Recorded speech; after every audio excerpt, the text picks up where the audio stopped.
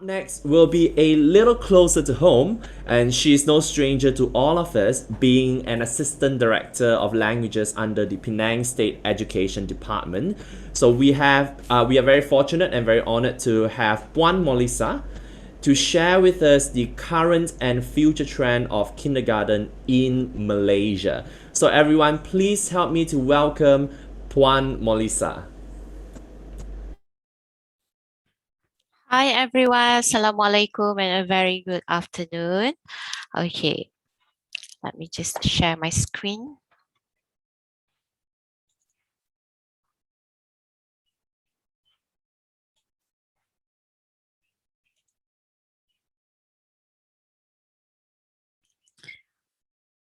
All right, so current and future trend of kindergartens in Malaysia.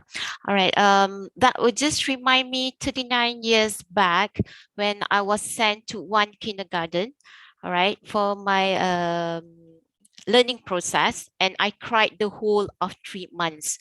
So probably the syllables are not up to the standard, or maybe it's not really playful for me, or you know, last time there are quite a handful, just maybe 3 or 2 kindergartens that serve in one district itself, but now it has grown like mushroom after the rain. So the syllables has also changed.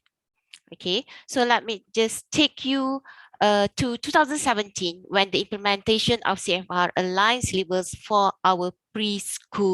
um, for our preschool actually. So in 2017, we have 2 master trainer that we sent for direct training by Cambridge in Kuala Lumpur. So that will be the first year.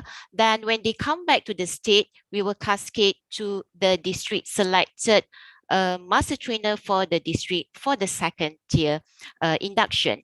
And after that, for the third tier, they will cascade to all the preschool teachers in all districts. So that is the to have a look at the whole thing where the CFR aligned curriculum comes in.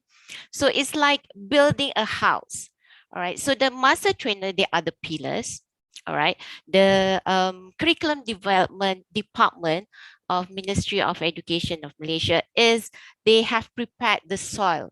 So what we do, we are the executors. So we try to have the platform ready for our master trainers to run the workshops. And for our preschool teachers, we actually prepare a platform for them to share their doubts, their experiences, once the new curriculum comes in. And to our pupils, they need to be taken gradually into the new aligned syllabus. And the parents are to understand the change of the teaching and learning of preschool. They are more comprehensive now. So to ensure the effectiveness, so all the newly aligned syllabus need to be digested and understood by many parties. So actually we work hand in hand, the state education department, and also English Language Teaching Center, Ministry of Education, to support the teachers. Because mind you, our preschool teachers are not specifically trained to teach English. So they need that boost, they need the workshop, they need to be equipped with the language itself. So we prepare workshops for the preschool teachers in order for them to gain the experience, to gain the confidence, to make them feel comfortable with the new syllabus. So we have a English for preschool teachers organized by ELTC, Ministry of Education. So just to equip the preschool teachers so that they can actually deliver the syllabus to the pupils. All right. When we learned about what is changing in the syllabus, is actually the teaching and learning strategy, where we follow the 3 main thematic approach: project-based learning and also mastery learning. So when it comes to communication, the exposure to the language skill include the verbal and also non-verbal. And the contact time to all the subjects, for all the subjects, they are already allocate for English and also BM and Maths and Science and so on. All right, so for thematic approach is a team based according to time, interest, background, and stability to the pupils. So you have a different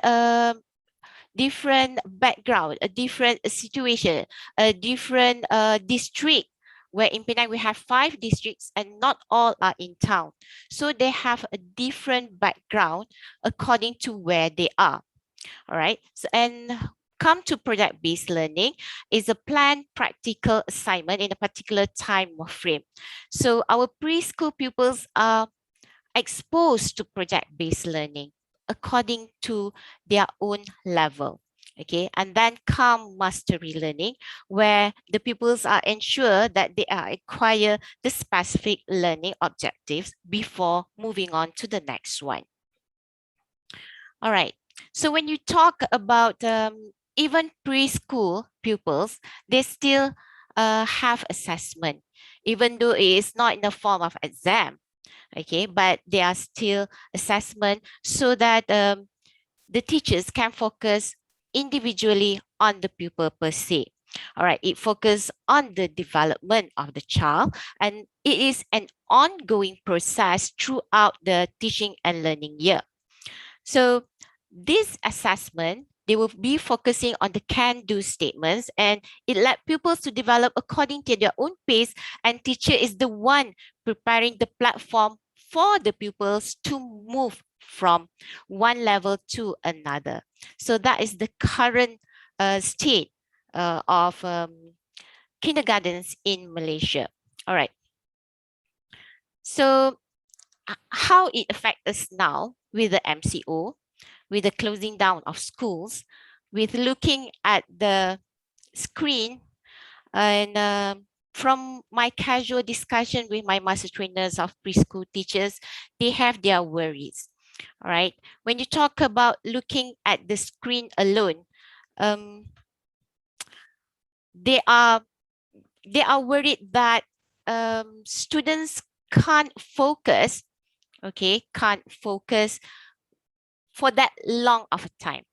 Even ourselves, when we have a meeting with our unit, we can't be focusing 2 hours on the screen and looking at it and then hearing.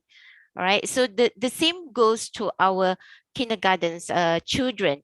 Okay, so difficulties faced during the online teaching is real, and it affects the quality of teaching and learning in general. So the focus time is less, the contact time is less, technology is on the way, all right, and there's a barrier when it comes to technology. Like what we heard before this, not all children are privileged to have a laptop, to have a phone that they can actually access to their online learning daily. So the day-to-day routine has changed.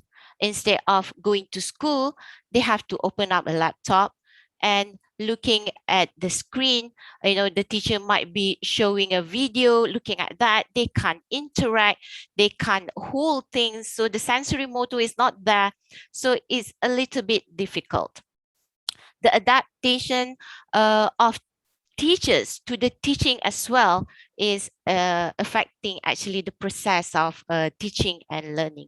So from this the JPN's part, from our Penang office part, for our academic sector, we actually have a platform where teachers can share what they have done for online teaching that actually works both parties, for the teacher and also for the pupils.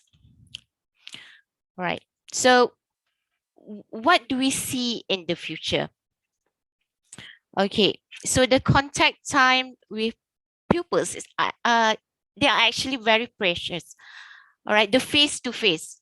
Okay, maybe before the MCO, maybe before the pandemic, we didn't know, we didn't realize that having to see your student in front of you is a very precious moment. But once you can't see them, you can't actually hold their hand to tell them that this is a pencil, this is a book. That's where you feel that your teaching is lacking. All right. So we are trying to tell the teachers that we are here to help.